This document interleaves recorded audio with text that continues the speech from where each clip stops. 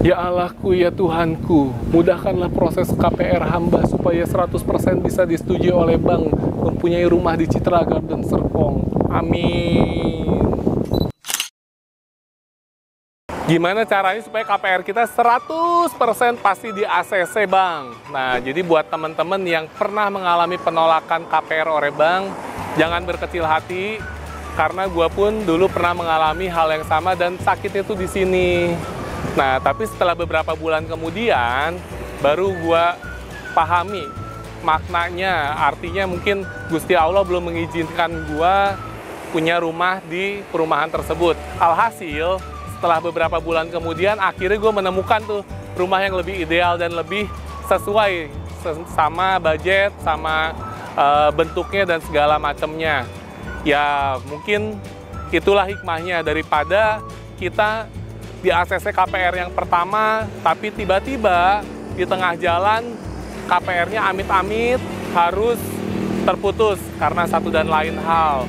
Itu lebih menyakitkan karena rumahnya bisa jadi disita bank dan uang yang kembali pun jika ada itu tidak akan sebanding dengan apa yang sudah kita keluarkan. Nah, jadi gimana caranya supaya KPR kita bisa 100% pasti di ACC oleh bank? Yang pertama, syarat mutlak dari KPR adalah BI checkingnya harus bagus. Karena itu merupakan regulasi dari Bank Indonesia. Jadi Bank Indonesia mewajibkan semua lembaga keuangan penyalur kredit itu syarat mutlaknya kalau mau menyalurkan kredit, kolektabilitas dari debiturnya harus lancar.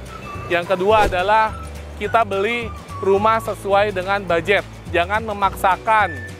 Mentang-mentang kita pengen rumah yang bagus, tapi akhirnya kita nggak sanggup bayar, itu nanti efeknya akan hidup kita jauh lebih berat, bebannya akan lebih berat. Jadi kalau bisa, plafon maksimal yang dikasih bank sih sebenarnya bisa 50-60% dari penghasilan kita. Tapi idealnya itu paling 30%. 30% dari penghasilan kita, atau sepertiga dari penghasilan kita untuk alokasi bayar angsuran. Nah, kalau paling amannya lagi itu 10%. 10% dari alokasi budget kita buat bayar angsuran itu sangat-sangat aman. Jadi, gaya hidup kita yang apa yang sudah berjalan itu masih bisa tetap dijalankan. Yang ketiga adalah jaga pemakaian kartu kredit Anda dan angsuran berjalan. Jadi, pembayaran harus selalu tepat waktu. Kalau bisa sebelum jatuh tempo kita udah bayar. Karena itu akan mempengaruhi penilaian untuk KPR kita. Yang keempat adalah pastikan dokumen kita sesuai dengan kriteria. Jadi mulai dari usianya, kita harus telusurin tuh usia KPR yang ideal itu biasanya antara 21 tahun sampai 45 tahun. In case bisa di atas 45 tahun, tapi penghasilannya pun harus sebanding. Kemudian dari masa kerja, kemudian dari syarat syarat pekerjaan dan lain sebagainya. Kalau bisa kalian profiling dulu.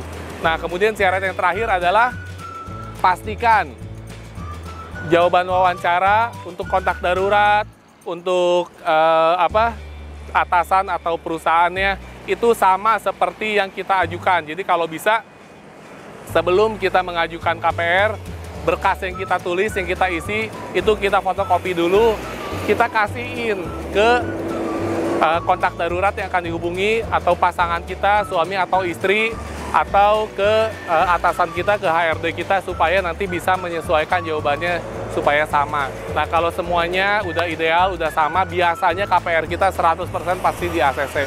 Kalau kalian punya pendapat lain, silahkan tulis di kolom komentar ya. Oke guys, semoga informasi ini bermanfaat. Cari ide rumah, ingat, rumahq.id. Ide rumah idaman.